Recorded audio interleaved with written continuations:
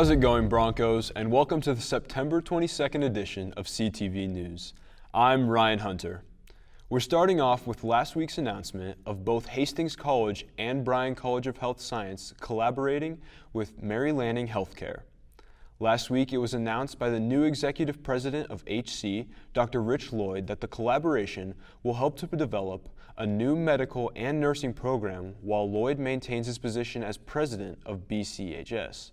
A feasibility study is being conducted by officials from all three institutions to find what is needed for the collaboration to be successful. And once completed, the program will begin in 2022. 150 students may be enrolled in the program after 4 years, many living on campus at HC. Students who were interested in joining a sorority or fraternity had a chance to bid electronically last Sunday instead of it being held at the Morrison Reeves Science Center like last year. Some Greek Week events have started as early as Friday, including the Greek bonfire and pop culture trivia, and will continue on all throughout the week, along with Greek Week. The homecoming dinner will be this Friday, September 25th, at the JDAC, and ending the week off is the homecoming parade on Saturday, September 26th. HC Greek Life will continue to update students on the festivities through school emails. Last March, Hastings College decided to close its doors on campus and went fully online for the rest of the school year in the midst of the COVID-19 pandemic.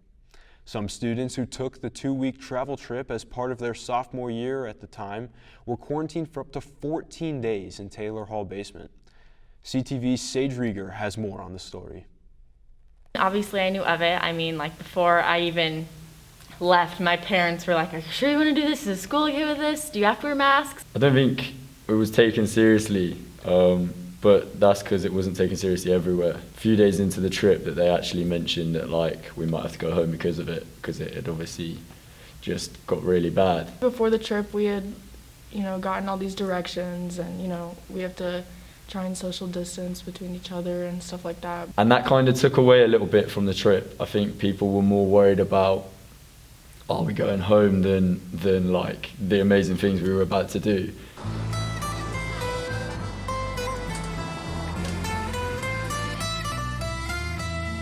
Lyon kind of reminded me of like a small town, but not a small town. Obviously, it was a big city, but it had like our last day there, we went to like a little farmer's market and like little boutiques and like the cafes.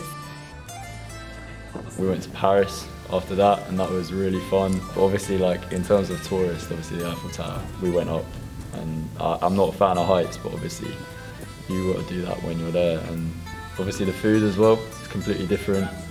It was kind of nice to see Americans try Europeans' food. That was kind of nice to see, their reactions being introduced to new things, just like me when I come over. So.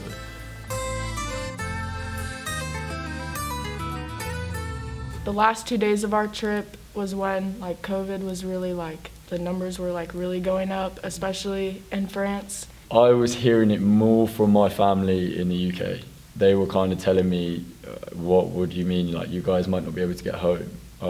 And there was actually a day where we were kind of halfway through the trip, it was like, we are going home tomorrow. It was our last day there when France had hit level 3, and luckily heading to the airport, and at that point there were people lined up at the airport trying to get flights home, but we were already scheduled for one, so we kind of felt bad having to budge because hey, we have a ticket, you don't quite yet. And at that point, that was kind of the breaking point, oh my gosh, this is for real, this is happening. On the way back, I was actually sick, and Barbara, I think she was quite worried because I was actually quite ill. It was just for the flight, and I think she was quite worried about that.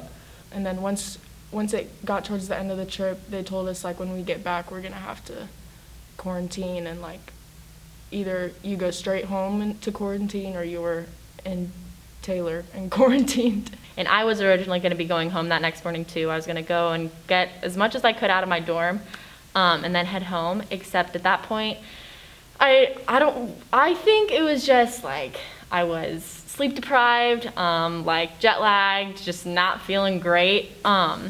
but obviously you had to take the precautions. And so I ended up having to be quarantined for 2 weeks in Taylor Hall, along with, I think there was like 10 or 12 of us other students. There was a couple people that were showing, when we first got back, a couple people were showing like symptoms, and they didn't have to get tested, but like they were really closely like monitored and watched, and like their temperature was taken multiple times throughout the day. They were kind of like kept in their own like room and bathroom area. So that was my first encounter of many with quarantine, and honestly, it's prison. It is the closest thing I'll ever get. It was actually really fun. So we called it Camp Corona.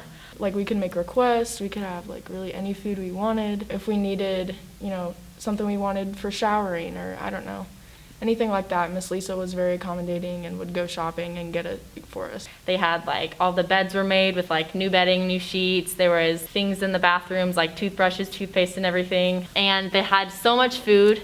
It was like 3-course meal every single meal. But the whole thing was so well done. So, we'd be in our room, there'd be a set time for breakfast. Lisa would actually, she wasn't even on the trip, but she came into the dorms, she quarantined with us. So we kind of like made the best of a really, really bad situation. But it's just horrible, I don't think I've ever heard anyone say, yeah, I didn't mind quarantine or quite liked it, if they've done it seriously.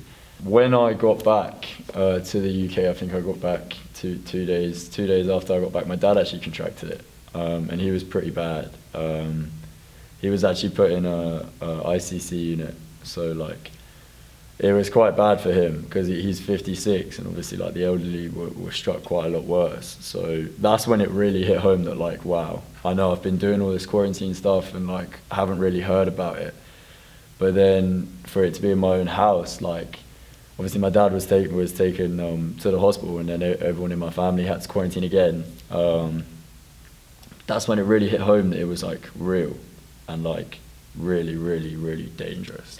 Just the fact that like I think HC really handled it like the best that they could, especially with like all the students that had to be in quarantine the full 2 weeks in Taylor.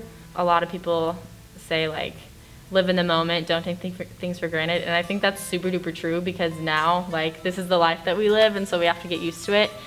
And so I think we did take for granted being here on campus. My experience, when I tell it when I'm older, how it went, I'm gonna say that it took us a while to wake up. But yeah, because some people were just naive.